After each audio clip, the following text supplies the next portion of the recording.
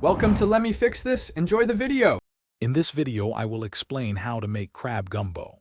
First, begin by preparing a dark, flavorful roux, which is the foundation of any great gumbo. Next, ensure your fresh crab is cleaned and ready, along with any other seafood you plan to include. Finally, chop your onion, celery, and bell pepper, often called the Holy Trinity, to build the aromatic base for your delicious dish.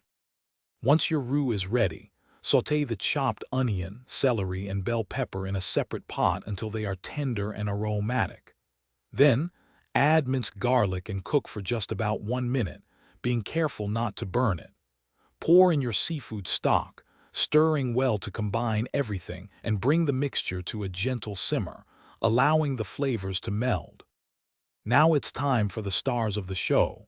Carefully add your cleaned crab and any other seafood like shrimp or oysters to the simmering gumbo. Let it cook gently for about 10 to 15 minutes, or until the seafood is just cooked through and tender. Taste and adjust the seasonings, adding salt, black pepper, and your preferred Cajun spices to achieve the perfect flavor balance. To finish your incredible crab gumbo, stir in fresh chopped parsley and sliced green onions right before serving for a burst of freshness. Ladle the rich, flavorful gumbo over a generous portion of fluffy white rice. This hearty meal is perfect for sharing with family and friends. Don't forget to check the description below for a link to a fantastic book that can truly change how you think about money, along with other exclusive deals.